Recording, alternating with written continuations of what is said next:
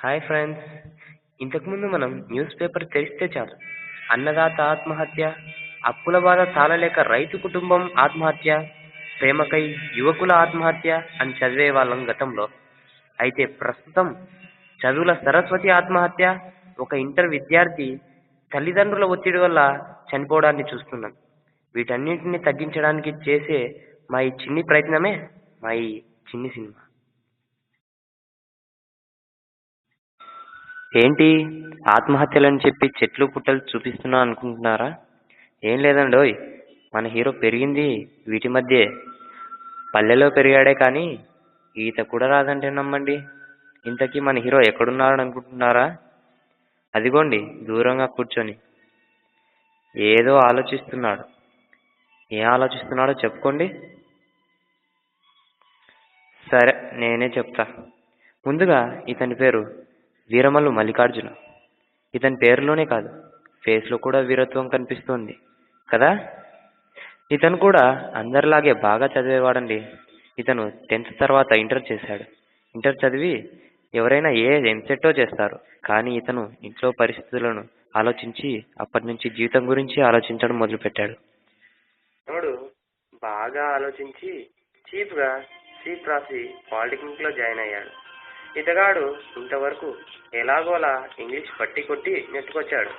ఎలాగైతేనేం diploma అయిపోతే job వస్తుంది అనుకున్నాడు. చూడండి మనోడు ఎంత హ్యాపీగా కాలేజ్కి వెళ్తున్నాడో. హాయ్ రా. హాయ్ రా మామా.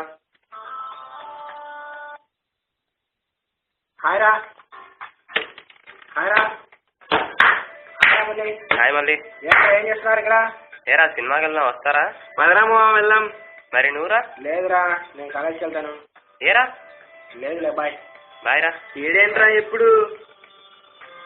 అలా మనోడు వాడికున్న చిన్ని చిన్ని కోరికలు చంపుకొని చదువుపై ఆసక్తి చూపేవాడు.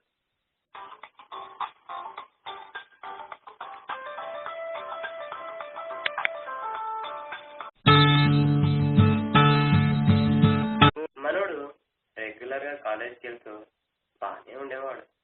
లెక్చరర్స్ చెప్పేది వినాలని ఉన్నా వినేవాడు కూడా, కానీ మాత్రం అర్థమయ్యేవి కావు.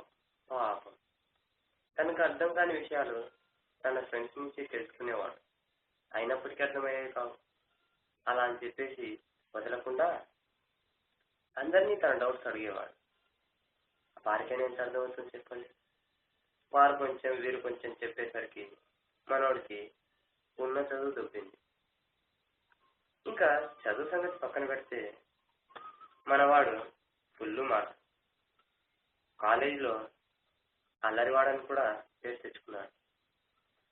క్లాస్ అయిపోయిన తర్వాత లేట్ లేకుండా ఫ్రెండ్స్తో బయట తిరిగేవాడు. దీనికి తోడు మనవాడికి ఒక లవర్ కూడా ఉందండోయ్. ఆమె పేరే మానస.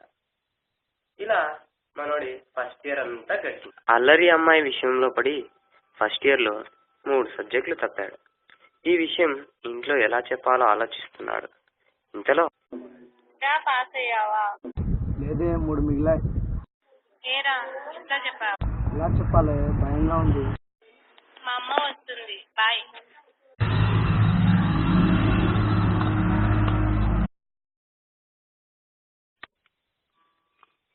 ఆ రోజు సాయంత్రమే హాలిడేస్ అని ఫ్రెండ్స్ అందరూ ఇంటికి వెళ్తున్నారు. మనోడేమో ఇలా బాధగా కూర్చున్నాడు. ఇప్పుడు మొదలు మనోడికి అసలైన బాధ.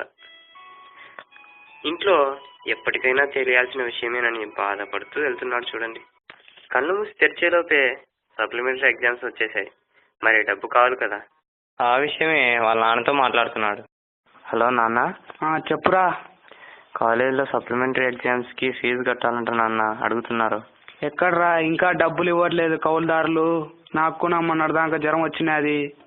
సరేలే, నువ్వు ఇంటికి వచ్చేసే. మళ్ళీ నేను మామని అడిగి చెప్తా. సరే నాన్న. సరే. ఈసారైనా ఎలాగోలా ఈ సప్లిమెంటరీ ఎగ్జామ్స్ పాస్ అవ్వాలన్న కసితో చదువుతున్న మనోడికి వాళ్ళ అమ్మ అన్న మాటలు గుర్తొచ్చి, నా మీద వీళ్ళింత నమ్మకం ఉంచుకున్నారే, నేనేమో వాళ్ళ నమ్మకాన్ని వమ్ము చేస్తూ ప్రేమ గీమా అని అల్లరి చేస్తున్నాను. అయినా నా ఎగ్జామ్ ఫీజు కట్టడానికి కూడా మా మామయ్యని అడగాల డబ్బులు. ఇంత బీద పరిస్థితుల్లో ఉన్నామా మేము? ఇలాంటి పరిస్థితుల్లో కూడా నేను ఇలా చేయడం కరెక్టేనా?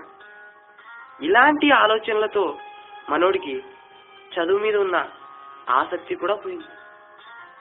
చదవాలన్న ఆశ కూడా ఎప్పుడో చచ్చిపోయింది.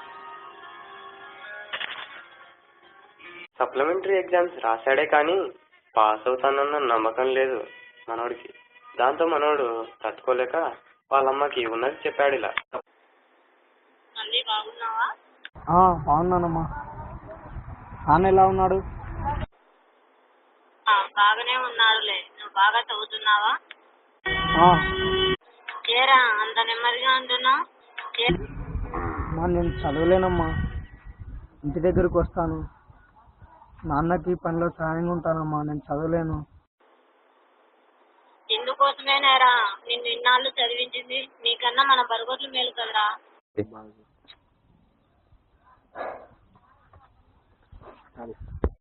అనుకున్నట్టుగానే మన మళ్ళీ సప్లీలో ఫెయిల్ అయ్యాడు. May coming sir. ఎరా మళ్ళీ ఎప్పుడురా క్లాస్కి వచ్చేది? టైం సెన్స్ లేదా? రా లోపలికి. ఇంకా ఏరా మళ్ళీ ఫెయిల్ అయ్యంట కదరా. ఇలా అయితే వెళ్ళరా చెత్తనా ఎలా? నీకు భయం భక్తి లేదారా? నీకంటే బరిగొడ్లు మేలు కదరా. చా, ఇంత చదువు చెప్పి ఏం లాభం? కూర్చో. ఎందుకు ఇలా మారిపోయాను నేను? ఎందుకు నన్ను అందరూ అవమానిస్తున్నారు? నేను ఇంకా చదవలేనా అని ఒక చిన్న బాధ మనసులో కలిగింది మళ్ళీకి. నేను అసలు చదవలేనా? నాకంటే బరగొడ్లే మేలా? అయితే నేను బ్రతికేం లాభం? చనిపోతే మేలు కదా అని అనుకుంటుండగా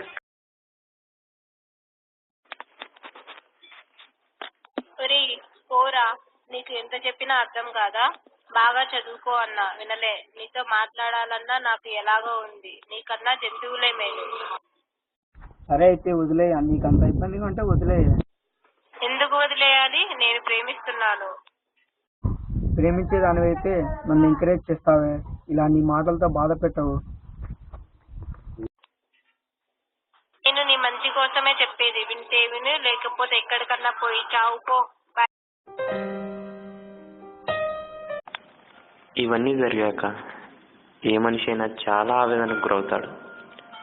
అలాగే మన మళ్ళీ కూడా చాలా దుఃఖంతో తట్టుకోలేక మనసులో నాకెందుకు ఇలా జరుగుతుంది? నేనేం పాపం చేశాను? చదువు రాకపోవడం నా తప్ప? ఆ లెక్చరర్ ఏమో నన్ను హీనంగా బర్రెతో పోల్చి అందరి ముందు హీనంగా అవమానించాడు. వాడంటే పరాయివాడు, కానీ నా తల్లిదండ్రులు, నాకు జన్మనిచ్చిన వారు కూడా నన్ను ఎలా పుట్టించుకున్నాను నిన్ను మా కడుపున, చెడ పుట్టావు కదరా ఛీ అని డైరెక్ట్గా చావమంటూ తిడుతున్నారు. ఇప్పటికే సగం చచ్చిన తను ప్రేమించిన అమ్మాయి కూడా నీలాంటి వల్ల ప్రేమించింది నేను, ఛీ నీ ముఖం కూడా నాకు చూపించొద్దు, అసహ్యం వేస్తుంది నేను చూస్తుంటే, నీకన్నా జంతువులు మేలు అని తన జీవిత భాగస్వామి కావాల్సిన ఆ అమ్మాయి కూడా, అందరికన్నా ఎక్కువగా ఆదరించి అర్థం చేసుకోవాల్సిన ఆ అమ్మాయి కూడా జంతువుతో పోల్చి అసహిస్తుంటే తట్టుకోలేకపోయాడు. అందరూ అసహించుకుంటున్నారు. తను కూడా తన మీద అసహ్యం ఇచ్చింది. నిజంగా నేను అన్నీ కోల్పోయాను, అందరూ వదిలేశారు, ఇక ఎందుకు బ్రతకాలి అని ఎంతో బాధతో ఈ జరిగిన సంఘటనలన్నీ దిగమింగుకోలేకపోయి ఈ బాధలన్నీ తట్టుకోలేక చావడానికి బయలుదేరుతున్నాడు.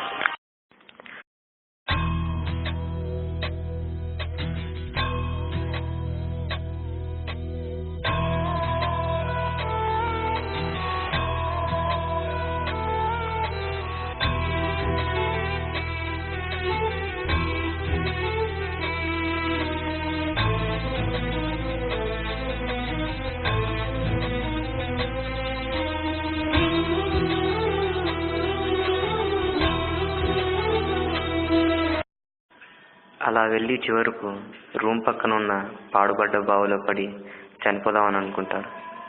అలా అయితే తనకి ఈత రాదు కాబట్టి నీళ్ళ కోసం వెళ్ళి అలా కాలు జారి పడ్డాడని అందరు అనుకుంటారు.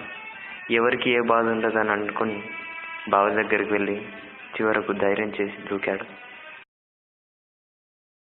ఈ విధంగా బాగా సాగుతున్న లైఫ్లో మధ్యలో వచ్చే మార్పుల వల్ల యూత్ ఆలోచనలు ఆత్మహత్యకు పాల్పడుతున్నాయి. దీనికి పరిష్కారం ఒక్కటే. యూత్ ఏదో ఒకటి ముందుగా ఫిక్స్ అయ్యి లైఫ్లో అడుగు పెట్టాలని. నీకేం డ్యూడ్, నీ మటుకు నువ్వు హాయిగా వెళ్ళిపోతావు పైకి. కానీ నీ మీద నమ్మకం ఉంచుకున్న మీ అమ్మా నాన్నల పరిస్థితి ఏంటి? వారి గురించి కూడా ఆలోచించాలి కదా. Thank you.